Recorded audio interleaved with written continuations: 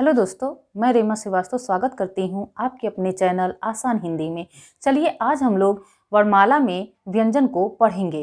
ये वर्णमाला का 5वां भाग है। तो चलिए देखते हैं हम लोग व्यंजन वर्ड को। ठीक है, तो हिंदी भाषा में व्यंजन वर्डों की संख्या 33 होती है।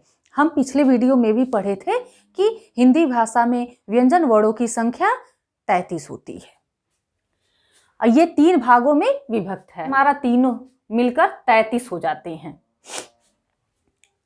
स्पर्श व्यंजन, अब हम देखेंगे स्पर्श व्यंजन को। स्पर्श व्यंजन में कितने वर्ड आते हैं? 25 वर्ड आते हैं। और कितने वर्गों में ये स्पर्श व्यंजन विभक्त है? 5 वर्गों में। पहला वर्ग है क वर्ग, दूसरा च वर्ग, तीसरा ट वर्ग और चौथा त वर्ग और 5वां प वर्ग।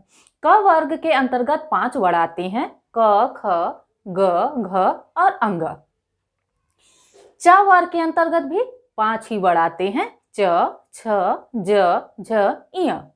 ट वर्ग के अंतर्गत आते हैं ट, ठ, ड, ढ, ड़। त वर्ग के अंतर्गत आते हैं त, थ, द, ध, न।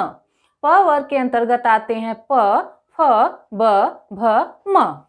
अब हम देखेंगे कि इनका उच्चारण स्थान क्या है।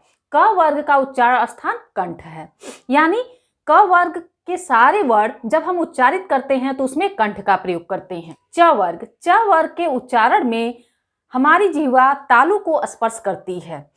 ट वर्ग के वर्णों के उच्चारण में हमारी जिह्वा मूर्धा को स्पर्श करती है। मूर्धा यानी कि तालु से आगे का भाग और दांत के पीछे का भाग। त वर्ग के व्यंजन वर्णों के उच्चारण में हम क्या करते हैं? दंत को हमारी जिह्वा स्पर्श करती है, यानी त वर्ग के वर्णों के उच्चारण में हमारी जिह्वा दंत को स्पर्श करती है, अर्थात दांतों को स्पर्श करती है, इसलिए इस वर्ग का उच्चारण स्थान दंत है। प वर्ग प, फ, ब, भ, म, ये 5 वर्ड प वर्ग के अंतर्गत आने वाले 5 वर्डों का उच्चारण स्थान ओष्ठ है, यानी इसके उच्चारण में हमारे ओष्ठ क्या करते हैं? टच होते हैं। जैसे प, फ, यानी दोनों होठ हमारे आपस में मिलते हैं। अब देखिए इनमें से कुछ वर्डों का कुछ नाम है। जैसे जो 5 वर्ग के 5वें वर्ड हैं, सारे वर्ग के लास्ट वाले 5वें वर्ड जो हैं, इन्हें नासिक व्यंजन कहते हैं और इनकी संख्या 5 है और इनका दूसरा नाम पंचमाक्षर भी है।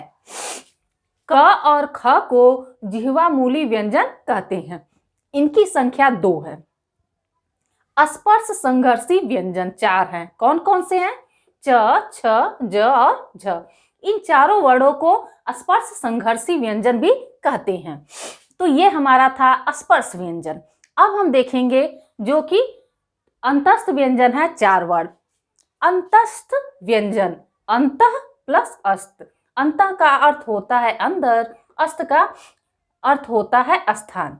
अंतस्थ व्यंजन 4 हैं, य, र, ल और व। य वर्ड को और व वर्ड को हम अर्ध स्वर भी कहते हैं। र को प्रकंपित वर्ड या फिर लुंठित वर्ड भी कहते हैं। ल को हम पार्श्विक व्यंजन कहते हैं। अब हम देखेंगे 4 ऊष्म व्यंजन। ऊष्म व्यंजन कौन कौन से हैं? स, स, स और ह। इन तीनों स को सकार भी कहते हैं। इन स का अपना अपना नाम है। इसको हम तालव्य स कहते हैं। तालव्य स इसलिए कहते हैं क्योंकि इसके उच्चारण में हमारी जिह्वा तालु को स्पर्श करती है।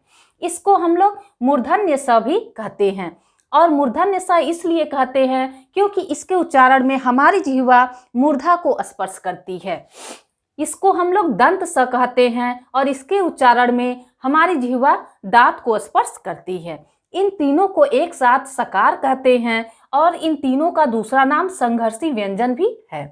ह का नाम स्वर तंत्रीय वर्ण भी है और काकल्य वर्ण भी है, अर्थात ह को हम स्वर तंत्रीय वर्ण भी कहते हैं और काकल्य वर्ण भी कहते हैं। तो आज हमने देखा 33 व्यंजन वर्ण।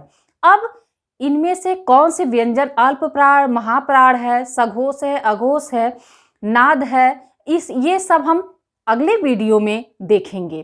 तो तब तक के लिए धन्यवाद। और यदि हमारा पढ़ाया आप लोग को अच्छा लगता है, समझ में आता है, तो आप लोग हमारे चैनल को लाइक शेयर सब्सक्राइब जरूर करें। धन्यवाद।